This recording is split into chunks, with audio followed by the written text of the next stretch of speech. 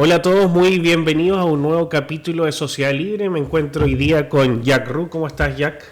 Muy bien, estamos acá con toda la energía. Muy bien, eso me gusta. ¿Cómo estás, Rodolfo Arecheta? Bien, muchas gracias. Saludos a Jack, a Ricardo, a la gente que nos ve y nos escucha en la casa. Muy bien, una muy linda semana con buenas temperaturas, un buen clima que nos acompaña de verano aquí en la capital regional, así que estamos disfrutando, por supuesto, también eso. Y por supuesto, en nuestra pauta muchos temas de contingencia nacional y también regional que vamos a estar conversando junto a nuestros panelistas. El primer tema es respecto a esta discusión que se ha generado en los últimos días en el Parlamento respecto a la reforma de pensiones. ¿Cómo has visto, Rodolfo, primero tus impresiones respecto al proyecto como tal que presenta el gobierno? ¿Cuáles son las observaciones que tú ves, o los pros y los contras? Y luego pasemos a conversar cómo se ha dado esta discusión en el Congreso. Sí, yo creo que hay que poner un poco de contexto. Efectivamente, las pensiones hoy no son buenas. Y efectivamente, el tema de las pensiones se lleva discutiendo cerca de 15 años en el Congreso sin que haya habido una modificación por ningún lado, digo. Y si es que uno quisiera reflejar más o menos cómo son las posiciones, están todos de acuerdo con que hay que subir la tasa de ahorro, porcentaje de cotización. La discusión entre izquierda y derecha es a dónde va. La derecha propone que va toda la cuenta de la persona, y la izquierda, esto en términos bien generales, propone que tiene que haber un tipo de solidaridad, como le llaman ellos, en que una persona tiene que aportarle a otra, y acá hay un componente de reparto, que es que en general la población que está trabajando, ellos señalan que debería aportarle a la pensión que está jubilada. Entonces, en ese contexto de debate de 15 años, el gobierno presentó un proyecto que inicialmente proponía que 4 de los puntos pasaran al gobierno o al Estado, y que el Estado los repartiera de distinta manera.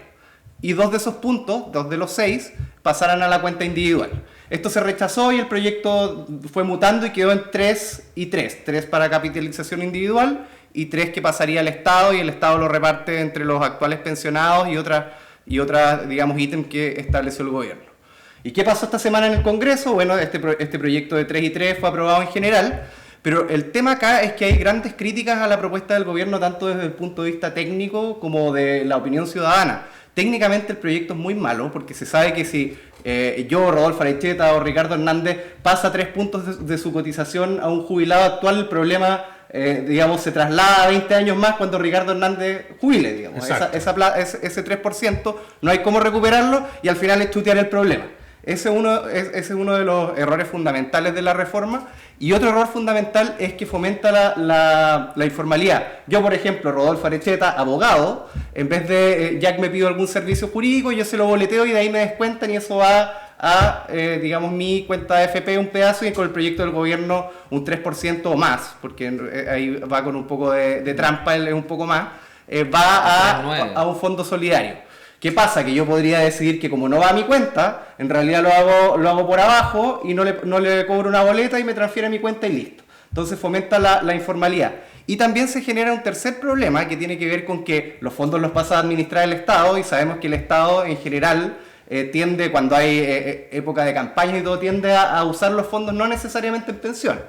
Entonces, esto ha sido dicho por técnicos como Joseph Ramos, que era el ex decano de la Facultad de Economía y Negocios de la Universidad de Chile, Bravo, ¿cómo se llama? El que participó de la comisión Bravo, que no son expertos de derecha, son expertos de hecho del gobierno de Michelle Bachelet, que han dicho que es una pésima reforma. Y acá entonces la gente se puede preguntar por qué el gobierno quiere hacer una pésima reforma que no tiene apoyo popular y que es técnicamente muy mala. Y la respuesta es bien sencilla, que los políticos en general de izquierda y derecha tienen incentivos de corto plazo, y el tema de las AFP son de largo plazo. Es qué vamos a hacer con las pensiones de aquí a 20 años. ¿Cuál es el incentivo de corto plazo? Pasarle esta plata de la gente que hoy día trabaja a los actuales jubilados, que es un bolsón de votantes que el gobierno no tiene, digamos. Y segundo lugar, como lo ha dicho claramente Osvaldo Andrade y también la ministra Jara, acá hay ganas de hacerse del control del mercado de capitales, digamos. La cantidad de plata que hay en pensiones, aunque sea un 3%, es demasiada, y el Estado y el gobierno que maneje esa plata tiene mucho poder sobre las cotizaciones. Entonces, este es el debate que se ha dado, y yo espero que prime la cordura, y los intereses de largo plazo y los intereses de los chilenos por los intereses electorales de corto plazo. La reforma fue aprobada en general y rechazada en particular este 3% que iría a digamos, un sistema de reparto que además ha resultado impracticable en la mayoría de los países donde se ha implementado. Ese es el contexto. Aportando a tu comentario antes de pasarle la palabra a Jack, Joseph Ramos dice, los propios cálculos de la Superintendencia de Pensiones muestran que la tasa de reemplazo será 18 menos que las actuales. Y acá también hay un tema que vamos a ver también más adelante, que es uno de los puntos que tenemos en nuestra pauta, es la tasa de natalidad. Porque cuando hablamos de un sistema solidario, que quienes están activos laboralmente aportan a quienes están jubilados, si en un par de años más esa masa, esa capital, esa cantidad de personas va a disminuir fuertemente y vamos a tener más cantidad de jubilados, y además, si vemos todas las estadísticas, la esperanza de vida también ha aumentado. Tenemos hoy en día, no me acuerdo la cifra exacta, era cerca de 1.500 personas sobre 100 años en Chile. Y se espera que en unos 10, 20 años más sean cerca de 100.000 personas. Entonces, también ahí es dificultoso y más que algo ideológico, es algo práctico de números que no tiene que el sesgo ideológico taparnos la realidad y las proyecciones si los números son números. ¿Ya qué opinas de este tema de las pensiones? No, o sea, para mí es... nuevamente siento que el gobierno está desesperado por aprobar finalmente... bueno, concuerdo con los argumentos de Fito, pero además siento una desesperación del gobierno para decir que están aprobando proyectos de ley en su mandato, sea cual sea el costo. Aprobaron hasta el momento la única propuesta que al menos yo rescato es el tema de las 40 horas, hasta ahí nomás, porque obviamente siento que hay que aún hacerle modificaciones para que sea más flexible el tema laboral, pero sí encuentro que es a lo que debiésemos nosotros apuntar. Tampoco siento que era una propuesta o una política pública tan relevante en estos momentos. Siento que seguridad, pensiones y salud son primordiales y en eso están al día, y por lo mismo yo creo que querían y quieren todavía tratar de aprobar como sea para decir que están haciendo algo. El tema es que el costo es muy alto porque, como dijo Fito, la propuesta es muy mala, y además ahí le quería más que nada que preguntar a Fito, que sabe el más entendido del tema, que nos pueda contar, porque además en esta aprobación general, como dice que se aprobó, también se aprueba este tema del autopréstamo, que finalmente lo que es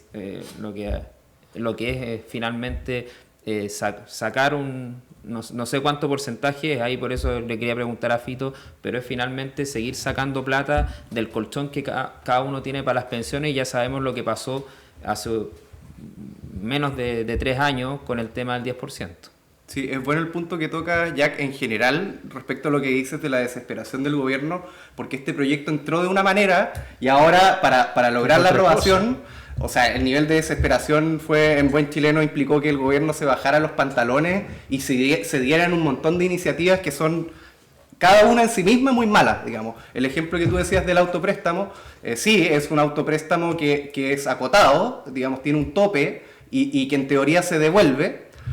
Pero el tema es que finalmente es otro retiro, es un retiro encubierto, y ya hemos visto al gobierno pidiendo disculpas porque sabemos y siempre supimos cuáles eran los efectos de los retiros. Inflación, ¿a quién pega más fuerte la inflación? A la gente que menos dinero tiene, digamos.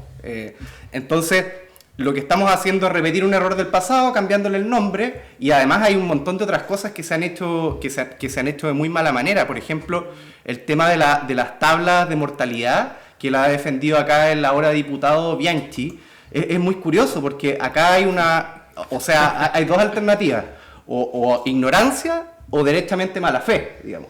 Y yo lo tengo por ignorante el diputado Bianchi, entonces me queda concluir que es la otra opción. ¿Por qué? ¿Por qué digo esto? Y hay una serie de mitos que se han establecido respecto a las pensiones, y uno es que la tabla de mortalidad, digamos, llega hasta los 110 años, y a mí cuando me calculan la pensión, me dividen todo esto en 110 años, y yo no vivo 110 años, ¿y cómo me lo van a dividir? Eso no es cierto, eso no es efectivo, para que la gente lo sepa. Lo que pasa es que cada tramo etario tiene asociada una probabilidad de jubilación. Entonces, bueno, puede ser que el diputado Bianchi no se maneje en tema de probabilidades, también puede ser, pero no creo. El tema es que cuando uno llega a los 110 años, a ese tramo, la pensión se multiplica por un 0,002. O sea, básicamente la fracción de la pensión total que está destinada para ese año es cerca de cero, digamos. Pero se calcula más o menos porque a uno le tienen que, aunque es improbable que una persona viva 110 años, no se le puede dejar sin pensión aunque los tenga, digamos, porque llega muy poca gente. Pero en términos concretos, si se elimina esa tabla, la verdad es que lo que aumentan las pensiones es una cuestión insignificante. Y dejamos, por ejemplo, ¿por qué no la ponemos en 50 años? Digamos? Y por eso es hacerse trampa a sí mismo, porque lo que se está poniendo en vez de la tabla de mortalidad es un seguro de vejez, que al final es lo mismo que la tabla. Entonces nos estamos haciendo trampa entre nosotros mismos con mitos que no son ciertos, o por ejemplo el tema de que las AFP en algún momento se hacían cargo de las pérdidas. ¿Cómo se van a hacer cargo de las pérdidas las AFP si cualquier negocio que implica riesgo, digamos, en el mercado de capitales, tú no te puedes hacer cargo de las pérdidas porque la comisión que te cobra la AFP es un porcentaje muy reducido por administrar, y las pérdidas pueden ser, o sea, el negocio no sería viable si se hicieran cargo de las pérdidas, porque la pensión sube, baja, sube, entonces si se hicieran cargo de las pérdidas, la verdad es que podría... debiese ser mucho mayor. Debiese ser mucho mayor, o la alternativa es que los fondos de pensiones inviertan en fondos de bajo riesgo, que no rentan nada. Si esto lo puede ver usted, un depósito a plazo es un fondo de bajo riesgo que no renta nada, entonces las pensiones no podrían subir. Y acá quiero hacerme cargo de otro mito, que finalmente las AFP no hacen la pega y no aumentan las pensiones. Esto está todo calculado en la página de la superintendencia, fuentes oficiales, que si es que usted tiene una jubilación de 100.000 pesos, aproximadamente de esos 100.000 pesos, 600.000 pesos los generó la AFP con rentabilidad. Entonces, acá estamos... 60, perdón. Sí. 60 de esos 100.000 pesos los está generando la AFP y uno habría puesto 40. Esto en términos aproximados, obviamente varía caso a caso, pero es el promedio. Entonces, la verdad es que esta discusión se está dando de una manera muy... que le hace muy mal al debate público, porque se basa en mitos, en falacias, y finalmente lo que vamos a tener, si es que se aprueba esta reforma, que espero que no, es que se va a ver beneficiado el gobierno porque le va a pasar un plata a personas que hoy día no votan por el gobierno, que son la gente más vieja. En 5 años más vamos a estar viendo, hoy parece que esta reforma no era tan buena, y en 10 años más, cuando el Frente Amplio quizás ni exista, y el presidente Boric quizás esté viviendo fuera de Chile, vamos a decir, bueno, ¿y de quién es la culpa? Digamos, cuando ya nos demos cuenta, y todo esto lo sabemos, esto no es opinable, digamos, esto es cierto. No, y más, nosotros acá tenemos una opinión mancomunada los tres, pero si vamos a todas las encuesta Academia, encuesta Criteria, salió una encuesta de la Universidad de San Sebastián durante los últimos días también, varía cerca del 60, 65, incluso en algunas encuestas más del 70%, quiere que el 6% vaya a su cuenta individual. Entonces, cuando permanentemente nos han dicho que este gobierno escucha a la ciudadanía, está con el pueblo, bueno, les digo que de cada 10 personas, 6 o 7 al menos, quiere que el 6% vaya a su cuenta individual. Y si se hace el cálculo de proyección, obviamente, mientras más recaude o por ciento uno aporte a la cuenta individual, va a mejorar su pensión. Y aquí, independientemente de que hayan cercanías ideológicas con algunos partidos, yo quiero desenmascarar al partido más populista de Chile en este momento, que sigue siendo el PDG, que ellos negociaron su voto si es que este autopréstamo aumentaba el monto del autopréstamo. Eso es la frase que en su momento dijo el propio presidente Boric, siendo diputado: pan para hoy, hambre para mañana. O sea, le estamos diciendo, gaste su platita ahora, pero después, bueno, en 20 años más, ahí ve a usted cómo se las arregla. O sea, ahí yo al menos, que es lo que varios cientistas políticos y analistas analizaban sobre este suceso cuando nació el PDG, y sobre todo con el tema Franco Parisi, ahí los resultados que habían tenido, porque nunca se vio un partido con sus objetivos, con su ideología clara, por lo cual ahora se están viendo un poco los resultados, que finalmente Franco Parisi, líder total del partido, había llamado a rechazar la propuesta, dando muchos argumentos muy parecidos a los que estábamos dando nosotros, pero sus parlamentarios, por otro lado, les dio lo mismo y negociando además aumentando el autopréstamo, que yo creo que es una de las peores propuestas de la reforma, finalmente votan a favor. Entonces, exacto, es impresentable. Claro, ahí nuevamente se demuestra cuál es la consistencia de los argumentos en el Congreso, y da mucha pena que sean literalmente, como se dice vulgarmente, desde la guata o desde el momento político, social que se está viviendo, y pensar en el presente y en las elecciones. No pensar lo que significaría o implicaría una decisión de esta a 20 años más, a 30 años más, o para las nuevas generaciones. Quisiese tomar un poquitito, unos segundos, para hablar igual un poco de seguridad. Estuve conversando con la alcaldesa de Vitacura, que efectivamente siempre hay algunos prejuicios o se caracteriza, ¿cómo se puede decir? Estas comunas, las que tienen mayor ingresos, mayores recursos, se ven de otra forma, pero obviamente una cosa es que tengan mayores recursos, pero también ahí va la eficacia en la ejecución presupuestaria y en la forma en que se utilizan estos recursos. Hoy día Vitacura, en comparación del 2022 con el 2023, es la comuna que ha bajado en mayor proporción los delitos violentos. Por ejemplo, el portonazo, que no se ve acá en Punta Arenas, en Magallanes, pero sí en Santiago, y lo han bajado cerca de un 30%. Ella comentaba que hoy día, lamentablemente, los portonazos participan menores de edad, no solamente 16 años, sino que también de 14, incluso de 12 años, y que portan armas de fuego.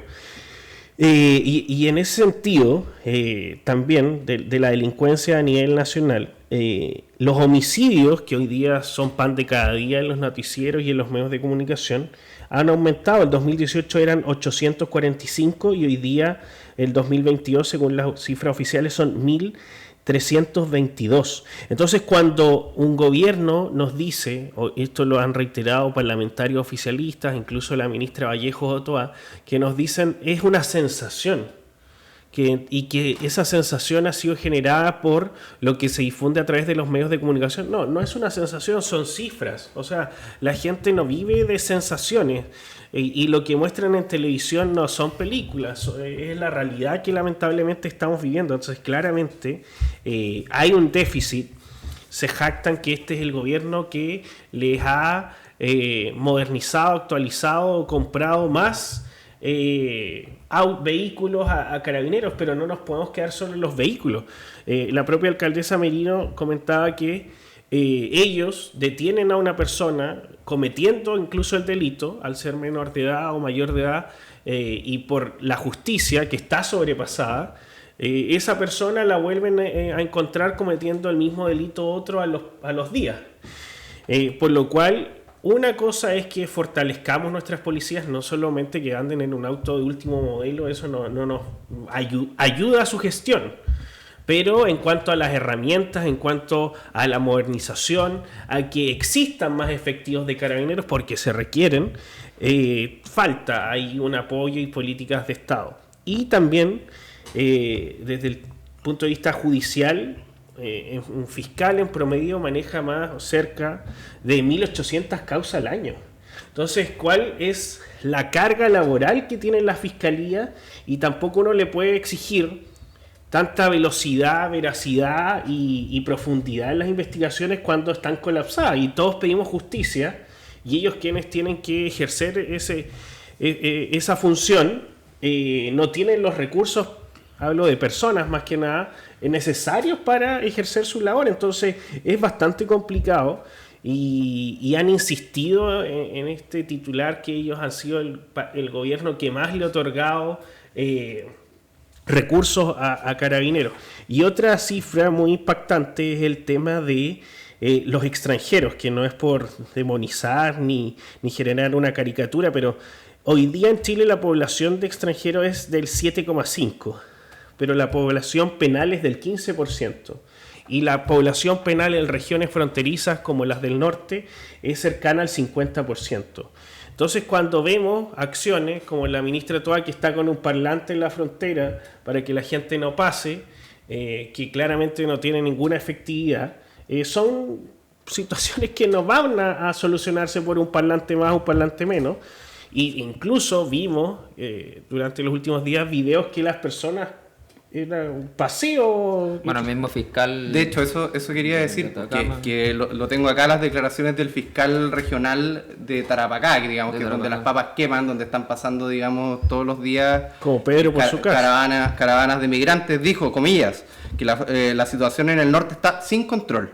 Después dijo que la fuerza policial en la zona, comillas, ha ido disminuyendo en vez de ir aumentando, digamos. Y dice que la frontera de alguna forma tiene un horario de oficina y que de su opinión debiese estar funcionando las 24 horas. Que es un poco insólito, porque si sabemos que tenemos, haciendo ahí el link con lo que dice Ricardo, un problema en la frontera y que nuestras cárceles están llenándose de migrantes, que lo que te dice eso es que finalmente parte de la delincuencia que la estamos importando, que no es nacional, que ya la cuestión es bastante obvio por la connotación y las características de los delitos violentos que estamos viendo. ¿Cómo no, digamos, organizar algo, digamos, hacer algo? Salió Monsalve diciendo, voy a ir a visitar al fiscal, pero acá lo que se necesita son hechos, no palabras. ¿Qué vamos a hacer en la frontera? No podemos poner un megáfono, digamos, un parlante diciendo, no ingrese, este es el territorio, es ridículo, digamos, o sea, se presta para memes. Y la verdad es que la situación yo creo que no aguanta más, que es crítica. Yo no entiendo, la verdad es que no logro entender por qué no se toman medidas. Si finalmente esto le perjudica políticamente al gobierno también. Porque, o sea, tenemos todos claro cuál es el diagnóstico, más o menos claro, o sea, uno no es técnico en materia de seguridad y paso fronterizo, de que hay que hacer algo en la frontera. Y no se le dan atribuciones a militares, digamos, para hacer control efectivo, más allá de preguntarle, digamos, de dónde viene y a qué, digamos, y redirigirlo para que se regularice. Eso no es cerrar la frontera. Y en cualquier país de los que admiramos, países serios, entrar a esos países es sumamente difícil. Le hago la invitación que trate de tomarse un vuelo a Suiza, a ver a dónde lo van a agarrar. Lo van a agarrar acá probablemente. No, en serio, no lo van a dejar volar. Pero sí, es obvio, porque esos países se resguardan, primero no de la migración, no se trata de bloquear la frontera, hay gente que viene a trabajar, acá no hay que confundirse ni un minuto.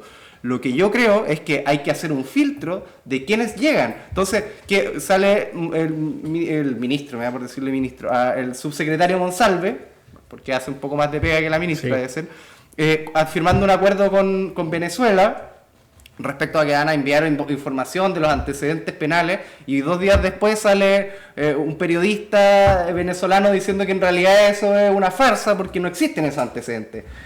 O sea, con suerte tienen las luces encendidas en Venezuela, van a tener un registro de los antecedentes penales online para pasárselo al gobierno chileno. Entonces, dejemos de hacernos trampas a nosotros mismos y empecemos a actuar, porque la verdad es que vamos bastante tarde en lo que esa gente ya ingresó. Y bueno, y además ya podrán comentar ustedes la última voltereta en relación a la zanja, que ya es una cuestión, no sé si ya quiere ahondar en eso, pero me parece simplemente impresentable. Porque hemos perdido 2 años. Antes de darle la palabra a Jack, un tema que hoy día Chile es un país atractivo para delinquir. Y eso se demuestra con estas cifras que estamos conversando. ¿Y por qué somos atractivos para delinquir? El resultado, primero, es que el Tren de Aragua, organizaciones de Colombia, de Venezuela, de otros países se han instalado acá y operan desde acá. Entonces, eso es que ellos observaron una oportunidad de delinquir, de negocio, de estar acá, de expandirse en su territorio, pero esto tiene orígenes y tiene observaciones. Cuando una persona está en Argentina y observa que un gobierno genera indultos a quienes cometen delitos, le da pensiones de gracia a los delincuentes, denosta a las policías permanentemente. Tenemos seremis acá, ministros, subsecretarios que andan con la polera del perro matapaco. Cuando se dice que las policías hacen mal su pega y la queremos refundar. Cuando hablamos de que en campaña este gobierno era una política de fronteras abiertas. Entonces, ¿qué señales son esas para el exterior? Vengan a hacer lo que quieran. Si además si cometen delitos los perdonamos. No, y también está el tema de aduana, que el puerto digamos entra y sale droga, pero lo dijo no sé si la ONU o no, lo dijo Bullrich, creo. Bullrich dijo que iban a mejorar los pasos fronterizos con Chile porque observaban que había mucho tráfico de drogas por los pasos que compartimos. Jack, tu opinión respecto a este tema. No, yo quería preguntarte algo antes de... Si es que a nivel regional, ¿qué te haya dicho la directora regional de seguridad? Mira, yo acá tengo un tema, porque antes que inicie este gobierno, ¿quién es? Esa es una buena pregunta, esa sería la primera pregunta. Había una encargada de seguridad que entró en mayo, el gobierno empezó en marzo, entró en mayo y la echaron en abril del año pasado, por lo cual ahora la persona que está todavía no cumple un año. Persona que está aquí, con todo respeto, yo no me sé el nombre porque no aparece. Y dependen de la Subsecretaría de Prevención del Delito. ¿Qué delito han prevenido? Desconozco porque todos los días hay delito. Y lamentablemente cosas que uno ve a la distancia que pasan con el norte. Observamos que ayer salió en el diario Circulación Regional un acuchillado porque le querían robar el teléfono. Entonces, si estamos a ese nivel de que es una persona atacada en la calle para que le roben el teléfono con un arma blanca, no me sorprendería que en poco tiempo lamentablemente ocurran mismas cosas que están ocurriendo en otras regiones acá en Magallanes. Entonces, claramente hay, o sea, la única noticia que vi de prevención del delito que le regalaron una camioneta para hacer patrullaje preventivo anti-Maukel. Donde hay un montón de delitos. No sé si van a controlar a las ovejas, ovinos, no sé cuál sería esa. Al menos que controlen a Vigiato, pero. No digamos que es tan grande que podrían haber comprado un caballo, no sé. Ya. No, yo me quería meter un poco ahí también haciendo un llamado a los que nos ven y escuchan, si quieren interiorizarse con temas igual de lo que hemos hablado, salud, pensiones, temas de seguridad también, que sigan Horizontal en Instagram, porque hay datos concretos, no suposiciones como lo hacen muchos que... O cosas como decía Ricardo, que la sensación es diferente, ¿no? Con datos reales, y además ellos también proponen soluciones Exacto. concretas de los temas que van hablando. Y de acuerdo a eso justamente quería hablar porque hoy día pusieron algo sobre las cárceles, que es un temazo, que para mí es uno de los temas que igual hay que tocar, porque efectivamente el hacinamiento en las cárceles ya se lleva mucho tiempo hablando y finalmente nadie le pone el cascabel al gato de ver qué es lo que se hace. O sea, muchos criticaron al alcalde Carter de la Florida, en que dijo que había que hacer una cárcel en una isla para delincuentes que hayan cometido delitos, valga la redundancia, bien graves. Para mí no me parece para nada descabellado, porque además es un lugar además que seguro para la ciudadanía y también para ellos, de que puedan estar ahí los gendarmes y ellos mismos bien, obviamente haciendo una cárcel como corresponde, con estándares altos, pero también se pueden ver otras propuestas. A lo que voy, que no se ve de parte del gobierno propuestas claras con este tema. Y con respecto a eso, datos concretos, como te decía, de Horizontal, ellos hicieron un gráfico que en enero del 2022 el hacinamiento era de un 94,3%, y a diciembre del 2023, o sea, casi 2 años después, llega a un 126%. O sea, el hacinamiento en las cárceles es terrible. ¿Y eso qué genera? Obviamente menor control de gendarmería, y eso permite obviamente a que los mismos reos, los delincuentes, puedan trabajar de mejor manera con narcotráfico, sobre todo dentro de las cárceles. Otro dato más. Dicen, en 13 regiones del país la ocupación de cárceles supera el 100%. La situación más crítica la vive Atacama con un 215% de hacinamiento. O sea, imagínense, 215, o sea, terrible. Y bueno, y ahí ellos también, como les decía, hacen propuestas que las voy a enumerar nomás. De ahí pueden, como les digo, meterse al Instagram de Horizontal y están todas las propuestas ya más en detalle. Pero ellos dicen establecer un régimen diferenciado de reclusión, establecer inhibidores de señales en las cárceles, categorizar los establecimientos penales por variables de seguridad, y 4, en casos excepcionales de motín, revuelta u otras situaciones de emergencias graves, el Ministerio de Justicia debe poder suspender la aplicación de normas habituales para el tratamiento de los detenidos. O sea, es un poco lo que propone igual el alcalde Carter, solamente que él habla directamente de hacer una cárcel en una isla, y que para algunos he escuchado como la contra, que dicen cómo los van a mandar a los culpables a una isla lejos porque sus familiares no lo van a poder ir a ver. Yo al menos siento que si es que cometieron delitos graves, como por ejemplo una violación a un menor de edad, todo el tema de pedofilia, que sus familiares lo puedan ver una vez al año, para mí tampoco es tan grave.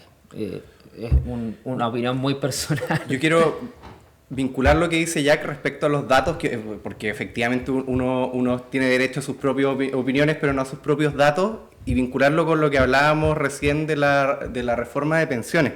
Me llegó hace muy poco una carta que enviaron, entiendo, al diario El Mercurio, 2 académicos de la Universidad San Sebastián, que dice lo siguiente: señor director, durante su discurso en la sala de la Cámara de Diputados el día 23 de enero, la ministra del Trabajo, Janet Jara, mencionó 4 veces que la mediana de pensión de los hombres es de 159.000 pesos, mientras que para las mujeres es de 38.000 pesos. No obstante, según cifras oficiales públicas, publicadas por la Superintendencia de Pensiones, la pensión mediana autofinanciada pagada en el mes de noviembre de 2023 fue de 214.970, o sea, 670.000 pesos más. Para un hombre y de 156.510 para mujeres. Al agregar el aporte de la PGU, la mediana aumenta a 402.500 para los hombres y a 234.950 para las mujeres. No parece sensato que autoridades del gobierno intenten validar su reforma difundiendo información incorrecta y constituyendo mitos que después son difíciles de derribar. Esperamos que esta actitud cambie una vez que la reforma inicie su trámite en el Senado. O sea, la ministra encargada de la reforma va a mentir abiertamente al Congreso. ¿Cómo va a salir algo bueno de eso? O sea, no tiene ningún sentido. O sea, de nuevo, o es mala fe, como esto del diputado Bianchi de la región, o es mala fe, o es ignorancia. Y uno no puede creer que la ministra del Trabajo, que lleva 2 años y que tiene que impulsar una de las reformas más relevantes para el país, va a ser ignorante. No sé, bueno, ahí hay 2 opciones. Elija usted la que crea en base a lo que ha visto de la ministra. La famosa frase, miente que algo... Exacto. Hablaba un poquito de alguien tocó el tema de la zanja, el giro del gobierno en torno al tema de la zanja. Te decían, realmente era algo macabro, y ahora dice, sirve para tratar de impedir la comisión de delitos, no sé si está bien redactado, y la ministra Vallejo o otra, no me acuerdo, me parece que era ella, Vallejo, decía, es que es para que no se roben autos. Pero igualmente, si no pasan autos, menos van a pasar personas. No, la ministra Vallejo dijo, hay zanjas y zanjas. ¿Cuál es la diferencia? ¿No viste esa declaración? No, es impresentable. Dijo que, pues le preguntaron, oiga, usted dijo que era una indolencia tremenda hacer una zanja, porque bueno, esta percepción que tienen, porque es una percepción de que cada persona tiene derecho a migrar libremente, que es una ilusión. Le preguntaron que era una indolencia cuando lo planteó José Antonio Kast, que no es mi candidato, es de un partido al cual yo no pertenezco, pero que propuso la zanja, ahora la está haciendo el gobierno, y la ministra dijo, hay zanjas y zanjas. O sea, hay zanjas... Que sí, la nuestra sí, la de los... Zanjas de perspectiva de género. ¿Qué se refiere? No sé. Algo que es relacionado con el tema de la reforma previsional, y es un tema social, digámoslo así, y de la población, Chile registra la natalidad más baja en una década. Grandes desafíos que se vienen. Y esto de la natalidad afecta a diferentes factores. Por supuesto, el tema de las pensiones cuando hablamos de un sistema solidario, pero también afecta a la productividad del país porque van a haber menos personas activas en la fuerza laboral. Va a afectar fuertemente al sistema de salud, porque al ver personas mayores vamos a tener que reforzar los CEFAM, los SECOF, también los hospitales de mayor complejidad.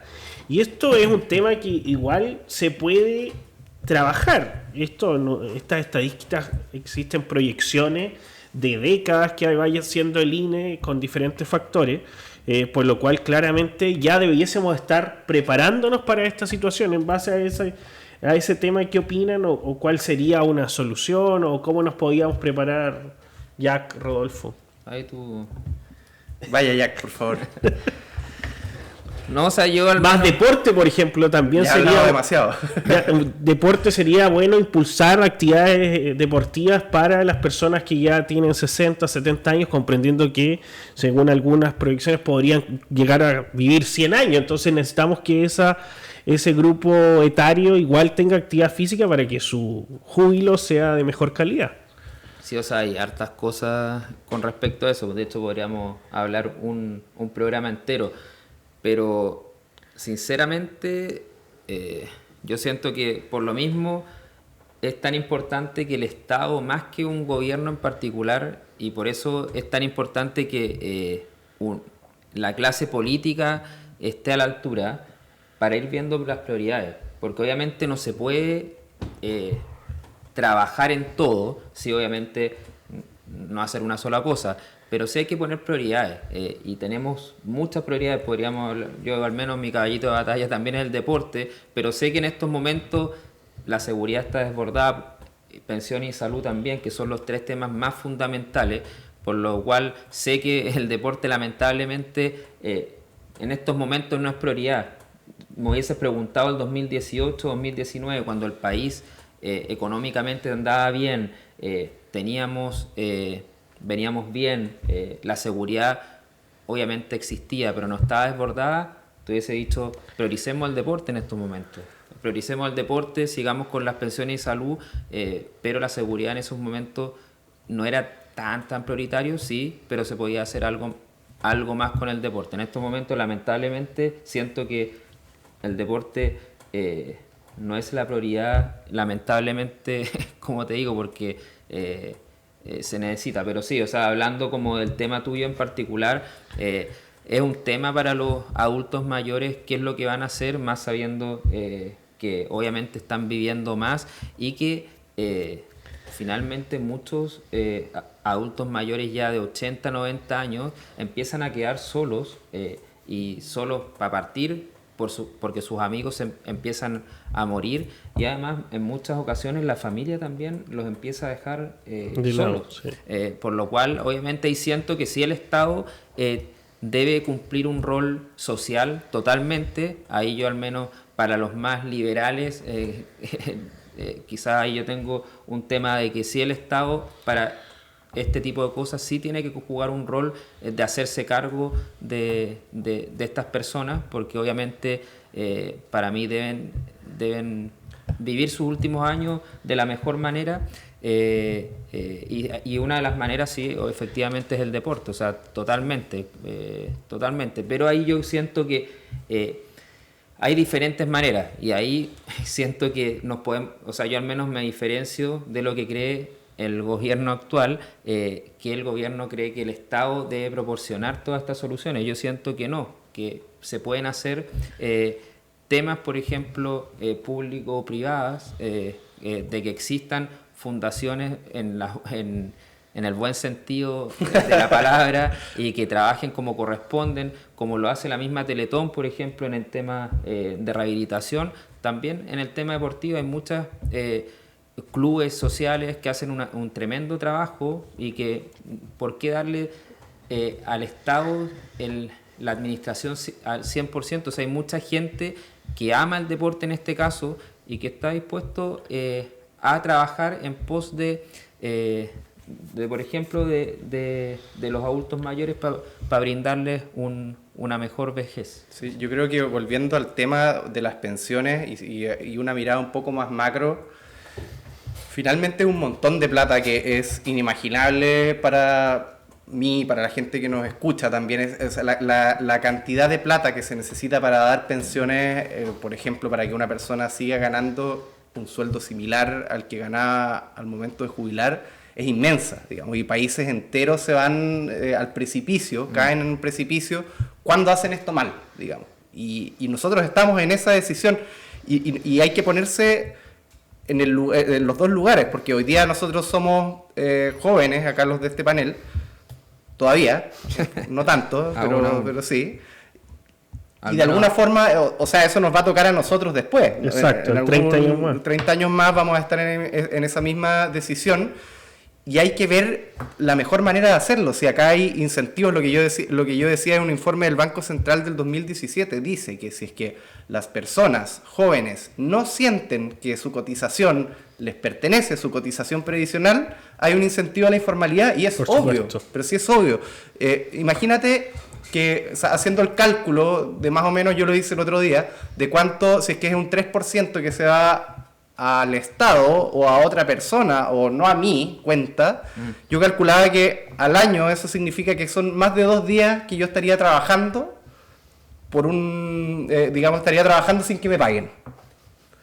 Y eso es muy fuerte, y eso sin contar todos los demás impuestos. O sea, son varios días que uno estaría trabajando no para uno mismo. Entonces, cuando uno habla de justicia, tiene que hacerse cargo de esas cosas y sobre todo viendo las alternativas. Una de las cosas que no hace el gobierno hoy, o que no lo quiere hacer, es ver que puede subir las pensiones a través de la PGU, que tiene otros problemas, que los podemos discutir también, pero no se allana a esa alternativa por el simple hecho, creo yo, porque es la única explicación razonable que se me ocurre, por el simple hecho de que quieren hacerse de los fondos previsionales porque es mucha plata. Exacto. Eso por un lado, y por el otro porque le genera réditos de corto plazo, que son hacerse de un disculpen que sea repetitivo, pero me parece que hay que decirlo hasta el cansancio, se hace de un bolsón en el corto plazo de votos que hoy día no tiene. Entonces, eso es más claro que el agua. Sí. Y en ese sentido han sido recurrentes y el discurso de la izquierda, has dicho, la derecha no está dispuesta a mejorar las pensiones. Eso es mentira. En el gobierno del presidente Piñera se generó la PGU, que tiene una amplia cobertura, que fue muy rápida en su tramitación y en la llegada el beneficio de la persona, porque se hace a través de Chilatienda y un sinnúmero de cosas, de herramientas que ya existían. Y la derecha, Chile Vamos en particular, está dispuesto a aumentar la PGU. Yo creo que es una herramienta muy buena, que te entrega una solución hoy día a quienes ya están jubilados y tienen problemas de poder adquisitivo. Yo creo que en primer lugar la PGU tiene que modificarse, que sea para las mujeres mayores de 60, hoy día es mayores de 65, pero las mujeres jubilan a los 60, y estamos disponibles también para aumentar la cobertura. Hablamos de pensiones durante casi todo el programa y vemos que el Partido Comunista sigue defendiendo las pensiones de gracia a delincuentes. Diputada PC Acevedo busca ir al Tribunal Constitucional por proyecto que modifica el otorgamiento de pensión de gracia. Esta pensión de gracia, recordemos que se otorgó hace algunas semanas a varias personas y el problema es que los antecedentes no fueron muy analizados. Y durante las últimas horas salió una noticia: pensiones de gracia. Contraloría revela que hay condenados por pornografía infantil y abuso que son beneficiarios de la pensión de gracia, que estas pensiones de gracia nacen por el estallido social y quienes participaron en el llamado 18 de octubre. Sí. Quiero decir algo que lo leo directamente de BioBio, digamos que es la bajada del titular del informe de Contraloría, dice: un informe de la Contraloría General de la República reveló que 58 beneficiarios con pensiones de gracia tras el estallido social cuentan con antecedentes penales, incluidos delitos violentos, también de pedofilia, pornografía, etcétera. Además, el ente contralor dejó en evidencia que hay casos en los que no se presentan antecedentes médicos para respaldar el relato de quien postuló al beneficio. O sea, en suma, estamos dando... A mí lo que más me preocupa es que se estén dando beneficios a personas que beneficios permanentes, una pensión de 300, 400 y tantos mil pesos. Incluso 600. Incluso 600 a personas que no presentan daños permanentes. Eso por un lado. Por el otro, yo he hablado varias veces en reiterados programas acá, haciendo énfasis de que el modo en que se dio la pensión de gracia es arbitrario. Se dio a dedo a las personas que eligió el gobierno sin tener ningún antecedente concreto. A diferencia de lo que usted o yo, si es que somos víctimas de un abuso policial, tenemos que ir a un tribunal, se inicia un procedimiento, tenemos que presentar antecedentes, etcétera. Entonces acá se dio a dedo una pensión de gracia a personas que la guinda de la torta es que estamos viendo que muchas de ellas son delincuentes, que no acreditaron haber tenido perjuicios médicos. ¿Cuál es la impresión que queda acá? A mí se me ocurren dos conclusiones. La primera, que mucha de esta gente que estaba afectada en la propuesta, no todas, pero mucha gente finalmente eran delincuentes. Sí. No era la sociedad manifestándose. O sea, eso lo demuestran los antecedentes. No son todos, pero había muchos. Muchos que tiraron bombas molotov a carabineros, sí, que hoy día están recibiendo una pensión. Es difícil no ver eso como un pago, digamos, o sea, como un pago por servicios. Disculpen que sea tan duro, sí, pero entregadas de manera tan arbitraria a un ex candidato a alcalde del Frente Amplio también, que es difícil no ver esto como un pago por servicio. No parece casual. Y lo otro es que efectivamente se están usando, la segunda conclusión es que el gobierno está usando los instrumentos legales que tiene de una manera totalmente arbitraria, financiando finalmente sin ningún tipo de antecedente a personas que no me importa tanto que hayan cometido delitos, porque por último, si es que se constatara que fueron víctimas de abusos graves, pero ni siquiera eso, digamos. Entonces y no lo está dando el gobierno, lo estamos dando todos nosotros. Sí, plata de todo. Esa es plata que se puede usar de manera permanente, porque son pensiones vitalicias de por vida, y pueden tener otro uso. Entonces yo creo que esto hay que tomar el toro por las astas, y el gobierno, si no se pone las pilas y revoca las pensiones, va a tener un tremendo problema, porque la verdad es que es muy injusto para la gente que menos tiene, sobre todo que esos recursos se vayan arbitrariamente a gente elegida a dedo, a darles pensiones vitalicias respecto a años que no son acreditados, y que más encima la guinda de la torta es que muchos de ellos eran delincuentes. No sé cómo lo ven ustedes. No, o sea, ya lo hemos hablado demasiado, que es impresentable que sigan con esto, o sea, y que lo has dicho tú, Fito, o sea, efectivamente, para personas que efectivamente tuvieron pérdida ocular y que por alguna razón perdieron su vista, yo estoy de acuerdo en que se les dé una pensión de gracia totalmente, pero que esté corroborado. Y ese es el tema que en estos momentos el gobierno no ha dado ningún indicio de que así sea. O sea, han dicho, vamos a empezar a revisar, pero como prácticamente aleatoriamente, si es que hay alguna persona que no le corresponde, pero ningún indicio de que se va a hacer un trabajo exhaustivo para revisar quién realmente debiese tener esta pensión de gracia, que, o sea, como tú mismo mostraste en Radio Videohoy, ya dijeron que hay 58 personas, o sea, delincuentes, y no de delitos de robar un dulce en un almacén, sino de delitos como violaciones. De hecho, lo desglosa el informe. Mira, acá entonces, dice... es impresentable. En este efecto se tuvo a la vista antecedentes que dan cuenta de los beneficiarios que tienen algunos más de 10 condenas por diversos tipos de delitos. Se advierte delitos de estafa, tráfico, microtráfico, de estupefacientes y productos de material pornográfico infantil, abuso sexual, robo con violencia, homicidio, lesiones en contexto de violencia intrafamiliar. Cuando acá hablamos de un gobierno feminista y todo lo demás, y que piensa en los niños, que el presidente Boric habla tanto de los niños, etcétera, y están beneficiando a personas que han cometido delitos sexuales contra niños, que almacenan y distribuyen pornografía infantil, que han cometido robos con violencia, que han cometido homicidio. Entonces, claramente...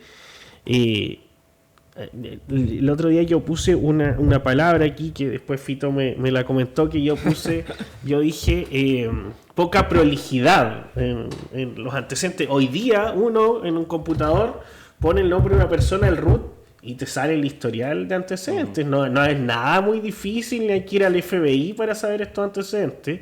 Y se supone que un gobierno, el Estado, tiene los antecedentes a la mano. O sea, el Ministerio del Interior trabaja con las policías de investigaciones, con los carabineros, cosa de enviarle los RUT de todos los amigos conocidos que quieren indultar o que quieren dar una pensión de gracia, y que te envíen los antecedentes. O sea, hay acá responsabilidades que nadie está pagando esa responsabilidad, y si alguien hizo esa tarea, claramente la hizo mal y tiene que cumplir ese costo político. Ese punto es muy bueno, porque yo creo que a nivel general podemos ver que en este gobierno nadie paga. O sea, nadie paga, y la oposición lamentablemente no ha tenido la fuerza para poder hacer valer ni siquiera las responsabilidades políticas. Yo creo que acá hay también, por parte de la oposición, debiesen tener un equipo de abogados de alta calidad, digamos. Titulados, que sean sí, al menos titulados. Al menos titulados, no, y con algo de experiencia, ojalá, porque ya vemos cómo le ha ido a los que no la tienen. Para hacer frente a estos casos, porque nosotros estamos acá, lo comentamos en la radio, pero la verdad es que vemos pasar de las cosas, hemos visto pasar en este gobierno de las cosas más increíbles. O sea, el tema de los indultos, de las pensiones de gracia, sin ningún tipo de procedimiento y contratación de antecedentes, lo que ha ocurrido en relaciones exteriores, las vergüenzas, el embajador en España, la embajadora en Reino Unido, el embajador de Brasil, la filtración del audio tratando de no sé si era estúpido, no sé si era el presidente, al embajador de Argentina. Hemos visto pasar una cantidad de tropelías que la verdad es que a mí me hace pensar qué está esperando este gobierno para reaccionar, porque ciertamente se han equivocado en la designación de las personas, no sé si tienen más, pareciera que no. Pero la verdad es que esto, la impresión que da es que en todos los ámbitos el país va en caída libre, digamos. Y el tema de la frontera también. ¿Qué están esperando? ¿Que secuestren al ministro del Interior y amanezcamos un día cualquiera con la cabeza en el mapocho de la ministra Toá? No sé, como para reaccionar, digo yo. Porque pareciera ser que cuando le ocurre a las personas comunes y corrientes no hay reacción alguna, entonces uno habría de esperar de que sea una cuestión de alta connotación, pero la pregunta que me hago es, ¿tenemos que llegar ahí, digamos? ¿Tenemos que esperar a que el gobierno siga analizando para revocar estas pensiones? Que insisto, se utilizó un procedimiento espurio, que es el de las pensiones de gracia, y ahora vemos que no se habían aportado antecedentes y que más encima están premiando a personas que los tratan como ciudadanos comunes y corrientes, pero ya vemos que muchos de ellos eran delincuentes comunes. Entonces la verdad es que yo no entiendo. Oye, un punto, ya estamos cerrando el programa, pero como último punto, cuando vemos un Mario Marcel o a nivel regional también algunos personeros que nos dicen que la economía va bien, que estamos creciendo, que se está generando empleo, que pensemos todo en positivo, les comento a todos los que nos ven y nos escuchan que están endeudados. Todos estamos endeudados. Los que, aunque usted no lo sepa, están endeudados. Y no se endeudó voluntariamente. Y no se endeudó voluntariamente, fue unilateralmente. A ellos no les gusta que sea unilateral, pero en este caso sí.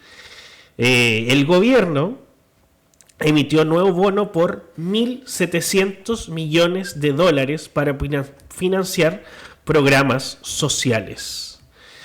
Endeudamiento de los chilenos, pero baja el costo público necesario. Entonces, vemos que nos dicen que todo está bien. Pero ¿por qué nos estamos endeudando? Porque no todo está bien. O sea, claramente hay menor recaudación. Hemos hablado mucho del crecimiento económico, de fomentar la inversión, de apoyar a los nuevos negocios, pero de eso no ha pasado mucho. Y esto genera que aumentemos la deuda como país, o sea, todos nosotros nos estamos endeudando. ¿Para qué, por ejemplo? Para pagarle a los 100.000 funcionarios públicos nuevos que contrató este gobierno en tan solo un año. Uh-huh. ¿Qué opinan de eso? No, o sea, de nuevo pasa parecido a lo que sucede en pensiones, que finalmente uno genera de alguna forma dinero con cargo a deuda de todos nosotros, para dar una apariencia de que todo está bien, como decía Ricardo recién, porque se hacen políticas sociales, pero no porque se estén generando ingresos, porque el crecimiento es cercano a cero, ha sido inferior a cero algunas veces. Y lo que se hace ahí finalmente es chutear el problema para el próximo gobierno. Como este gobierno sabe que tiene pocas probabilidades de salir electo nuevamente, lo que está haciendo es decir, bueno, le pasamos la bomba al gobierno que viene. Y para que ustedes sepan en la casa, cuando un gobierno contrae deuda de esta naturaleza y de esta magnitud, mucha de la plata que genera el país no va a pagar necesariamente esa deuda, va a pagar los intereses. Si es como cuando uno se endeuda de cualquier manera, esto no es gratis, no es pedir plata, eso tiene intereses, y los intereses no son bajos, y cada vez que el país genera ahora, mientras más alta la deuda, más alto el interés que se va a pagar, y vamos a estar un montón de tiempo pagando intereses. ¿Quiénes? Nosotros, probablemente con los sueldos que tienen, porque dijeron que se los iban a bajar y no se los han bajado, las altas autoridades van a estar abanicadas en 5 años más viviendo quizás en un país que esté mejor que el que dejaron. Lalo Jackson. Yo al menos antes de irme, igual un recaído todo nuevamente por el tema deportivo. Hoy día en ADN, Erwin Feuchtmann habla sobre la 8ª clasificación seguida de los Lobos, que son en la selección nacional de handball al Mundial de balonmano. El handball no está en el lugar que se merece en Chile, y claramente no lo está. Ahí yo hago un llamado nuevamente al gobierno, a la clase política, que se pongan de una vez de acuerdo y empecemos a gestionar, más sabiendo ahora cómo resultaron los Juegos Panamericanos, y que no sigan con el argumento de que el deporte en nuestro país no le importa a la gente, porque tuvimos una asistencia extraordinaria, y no solamente en el fútbol, a todos los deportes. Y en nuestra región también un llamado al gobernador que en vez de dar tanto discurso, empecemos a gestionar con proyectos concretos, como el polideportivo, que al final quedó en nada para él, porque dijo que tenía otro lugar al propuesto, que lo iba a estar evaluando, no ha pasado nada, y con ningún otro proyecto más. En la actualidad tenemos seleccionados de handball en la región y no hay ninguna cancha con medidas reglamentarias de handball. O sea, pongámonos las pilas, gobernador, y al core también, que empecemos a proponer y a aprobar proyectos que realmente van a hacer un bien a la región. Muy bien. Muchas gracias, Jack. Muchas gracias, Rodolfo. Y muchas gracias también a todos quienes nos ven y nos escuchan a través de las diferentes plataformas. Esto fue Sociedad Libre y los esperamos en un próximo capítulo. Hasta luego.